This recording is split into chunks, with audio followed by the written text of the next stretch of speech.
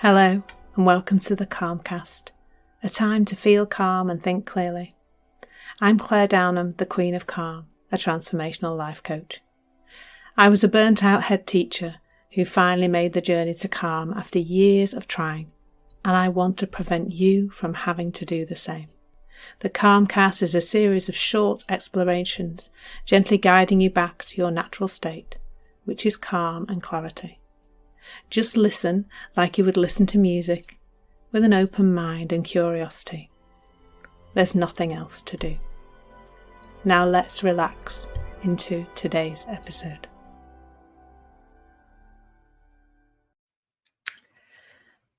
So today, intimacy and vulnerability. And you know, that word vulnerability has been very much used in recent years, hasn't it? I think Brené Brown brought it to our attention with a lot of what she said. But I thought, do you know what? I'm going to actually look the word up. What does it actually mean? Because we talk about it a lot, and yet I kind of thought I knew, and I thought kind of I know what it means to be vulnerable, to put yourself out there, maybe share things that perhaps some of us maybe wouldn't want everybody to know. And so I looked it up, and it says it's putting yourself in a position of being exposed to the possibility of being attacked or harmed emotionally and physically. Emotionally or physically, or both, I suppose. And then intimacy, which is closely acquainted or familiar. So let's look at that word vulnerability first. There's something there about, so being exposed to the possibility of being attacked or harmed. And mostly here we're talking about emotionally, aren't we? But where does that possibility exist? What really do we mean by that? Because that possibility can only exist in one place, can't it? And that is in our thinking about what the result of something that we would share with somebody would cause them to do. So I guess in our closest relationships, it might be that we think that by sharing with somebody that they might leave us, they might abandon us, they might reject us in some way, they might leave us. If we share something that we're perhaps struggling with at work, that might lead to the sack, or us being judged in some way by our colleagues. But all of that is us getting ahead of ourselves again, isn't it? All of that is us guessing what the future might hold. And so what I think probably happens in most of us, it's certainly I can think is what would happen for me, is that an idea of something to share would come to mind. And that idea would have a good feeling with it. Like, I'm at this stage in this relationship where it seems to make sense to share this particular part of me, to let people know about this part of me. So then I would, something would come to mind, this thing to share. And then my thinking would say, don't do that, it's dangerous. It's not safe to do that. You're exposing yourself. And there may be a consequence, an emotional consequence, probably. An emotional consequence for the ego, of course, for our thinking, for how we see ourselves, which is what the ego really is. It's just this concept of ourselves, isn't it? But I don't think any of that's true. We don't know when we share something what the result of that will be. But we can certainly have a lot of stories about it. And of course, the mind does come in, the human brain comes in to try and protect us, to try and show us where our folly may be in terms of sharing something that's vulnerable. So when we're having an idea to share something that's vulnerable, or I mean, even us viewing something as being vulnerable is even thinking anyway, isn't it? But let's just go with that because it's easier to talk about it. So the thought to share something comes to mind, and that comes from wisdom. It comes from intuition. Now, when we're in a place of intuition, we are in that closely acquainted, familiar place with another person because we're seeing that other person, we're calm, so we're connected to them. And so, what's coming to mind for us to say, if it's coming with a good feeling, then it's much more likely to be trustworthy. And the thing that's not trustworthy is all that thinking that says, don't share that. Oh, they're not going to like if you share that. They're not going to want to be around you. But in actual fact, it's thought that separates us, especially fearful thinking. So we have a great idea, something to share, something to say to somebody that we initially know is a connecting point with them. But then the thinking comes in and says, no, don't do that. Don't do that. It's dangerous. You're going to put yourself in a position of likely to be attacked or harmed. So we don't. And you hear stories of people, I've heard people say, I wish I'd said that to the person who's no longer here.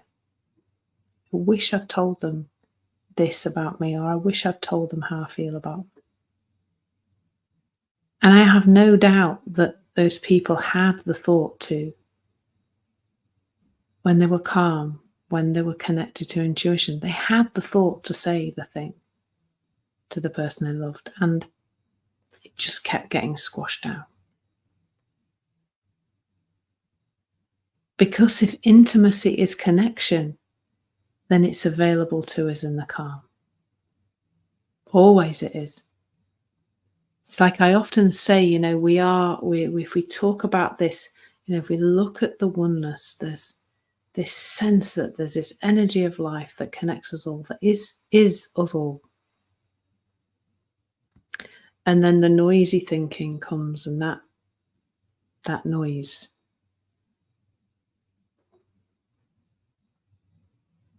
covers up that connection. It's the noise of separation. It's the noise of there's a me and a you, and we're separate, we're not together, and all that. And that's not a space for intimacy, is it?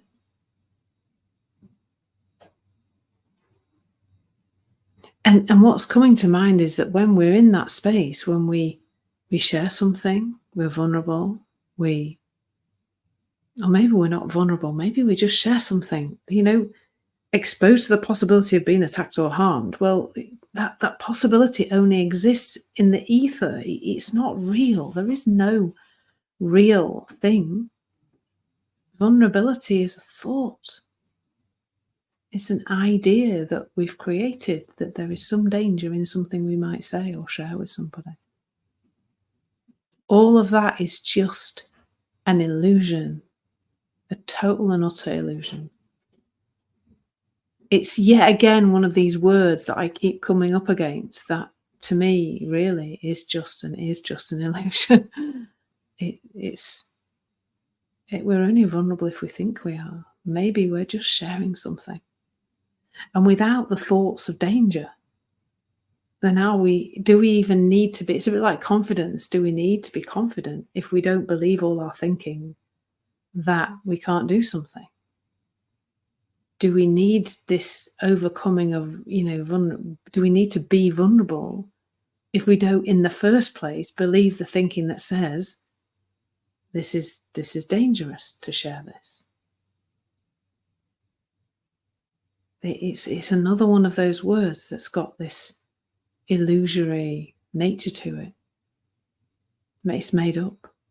I should have looked up the origins of vulnerability, shouldn't I, before I came on, like I did with perfect a little while ago.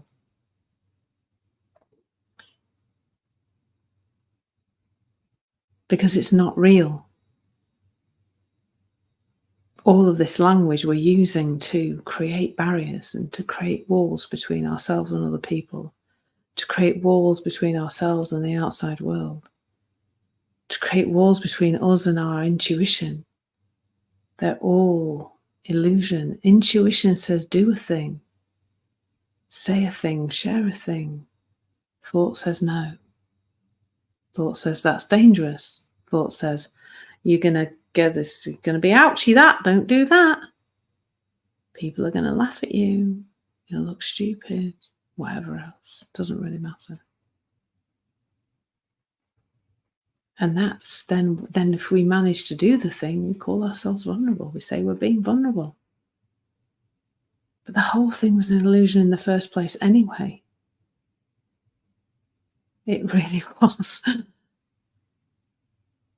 And underneath that illusion is this sense that we are already closely acquainted, that we are already familiar, that we are all the same.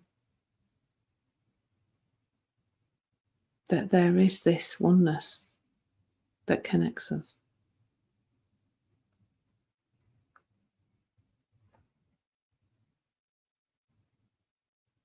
So that's me smashing up bits of language again. But I hope you've heard something here. I'm going to keep exploring this relationship thing. It's so interesting.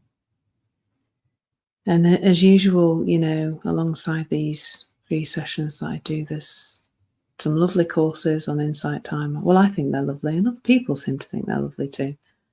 And, access to me through lives, which I'd love you to join me on one of those sometime.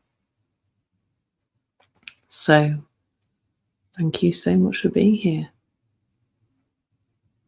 And I hope you found that helpful. Just a very different way of looking at things. Thank you so much for being here. Take care. Lots of love. Thank you so much for listening. There's nothing to do now but bring some awareness to how this is working out in your life. Listen regularly to experience longer and longer periods of calm. This has been the Calmcast with Claire Downham, Queen of Calm. Take care and keep listening.